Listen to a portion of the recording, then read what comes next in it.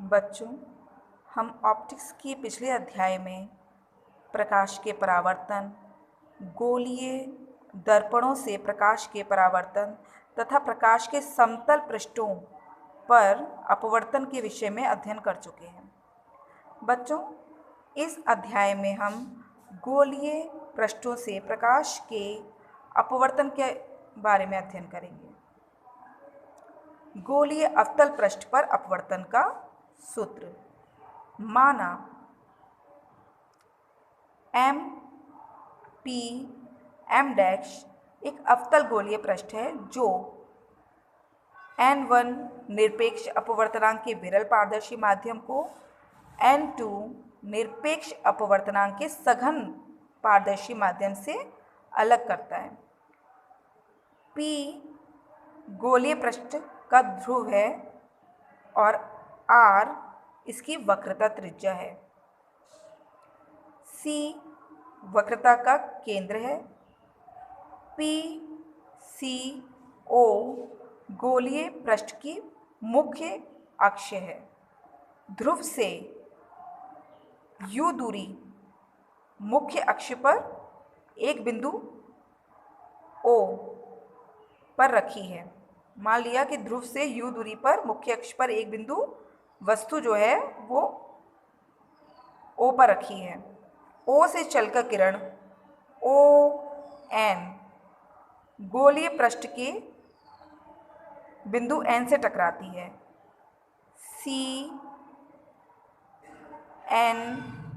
N dash गोलीय पृष्ठ के बिंदु N पर अभिलंब है। आपतित किरण ON अपवर्तन के पश्चात अभिलंब की ओर झुककर NL मार्ग का अनुसरण करती है। O से चलने वाली किरण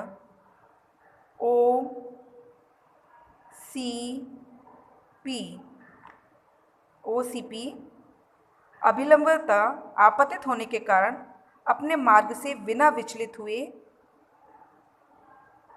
आगे बढ़ती है। अपवर्तित किरण NL को पीछे बढ़ाने पर OCP से बिंदु I पर मिलकर O का आभासी प्रतिबिंब I पर बनाती है। माना NOP एंगल को हमने नाम दिया alpha. Angle NIP beta angle NCP gamma, alpha beta gamma. ठीक है। एंगल I जो है वो क्या कहलाएगा? एंगल I है आपका आपतन कोण। आपतित किरण ON तथा अभिलंबवत CN डैश के बीच बना एंगल R अपवर्तन कोण। अपवर्तित किरण NL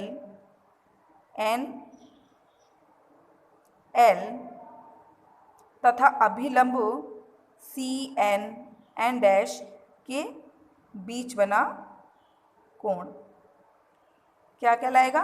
एंगल R अपवर्तन कोण। स्नेल के नियम से पारदर्शी माध्यम N2 का पारदर्शी माध्यम N1 के सापेक्ष अपवर्तनांक माध्यम 1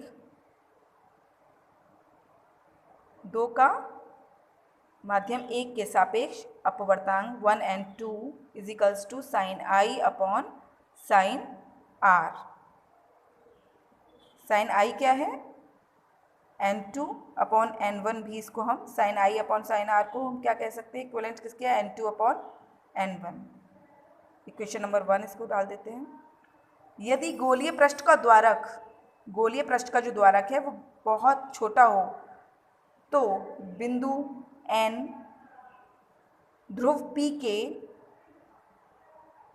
निकट होगा तथा कोण आई व आर बहुत छोटे होंगे।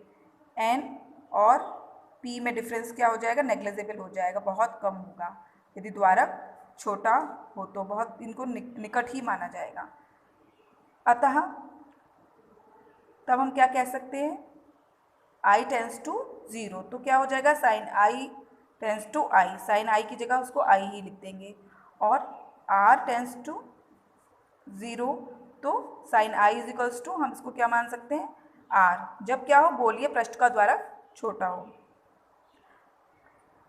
अतः समीकरण 1 से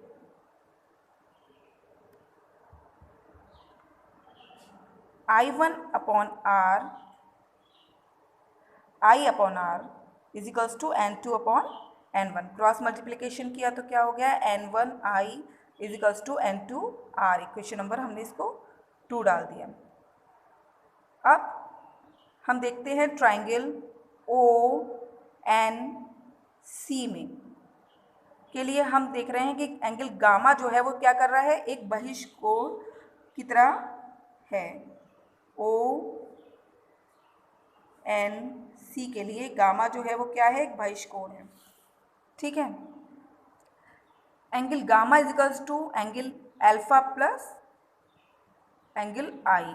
आप जानते हैं कि अंत कोणों का योग जो है वो जो कोण है उसके बराबर होता है। अब हम इसको रीअरेंज करें तो angle I is equals to angle gamma minus angle alpha. Equation number 3 हमने इसको दे दिया नाम। इसी प्रकार एंगल आई एन और सी के लिए, आई एन सी के लिए हम देखें तो भी गामा यहाँ पे बहिष्कोण है, तब हमारी इक्वेशन क्या हो जाएगी, angle gamma is equals to angle beta plus angle R. तब angle R is equals to क्या हो जाएगा, यहाँ पर angle R is equals to angle gamma minus angle beta. इसको हम इक्वेशन नंबर 4 डाल देते हैं।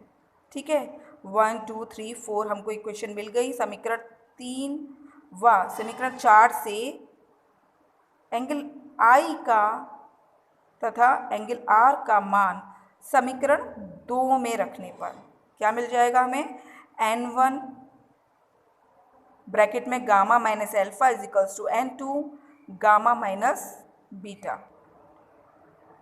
बिंदु N से अक्ष OCP पर एंटी हमने लंब डाल दिया।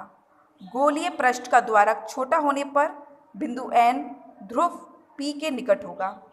डायग्राम में आप देख सकते हैं, तथा कोण अल्फा बीटा तथा गामा अत्यंत ही सूक्ष्म हो जाएंगे। तब इस कंडीशन में क्या होगा, alpha is approximately equal to 10 alpha is equals to NT upon OT।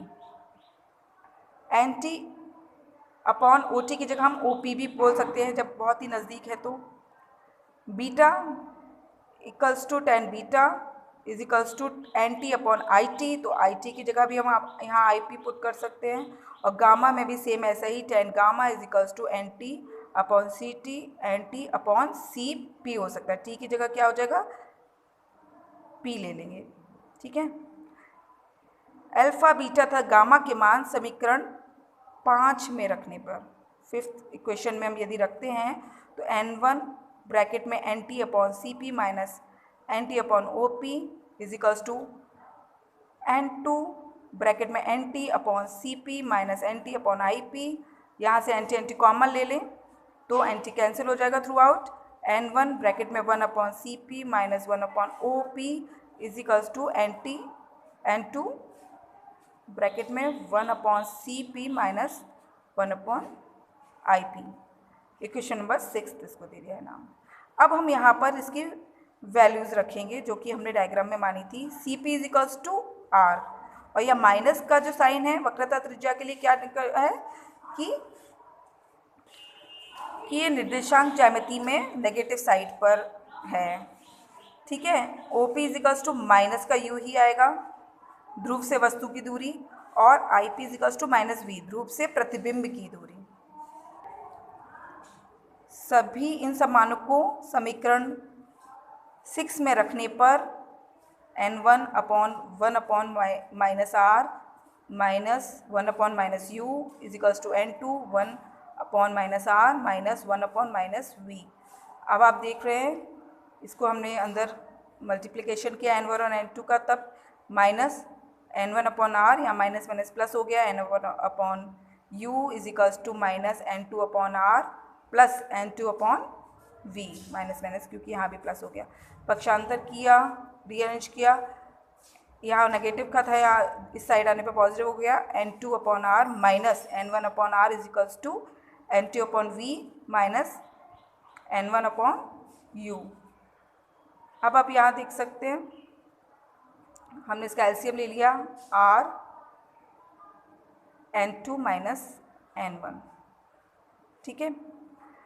अब एक तो तरीका है इसको ये लिखने का, और ये पक्षांतर कर दे तो हम इसको ऐसे भी कर सकते हैं N2 upon V minus N1 upon U is equals to N2 minus N1 upon R।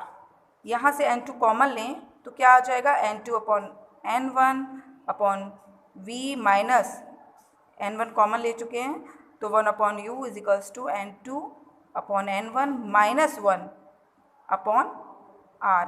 N1 से N1 कैंसिल हो गया तो हमारे को ये इक्वेशन मिल गई।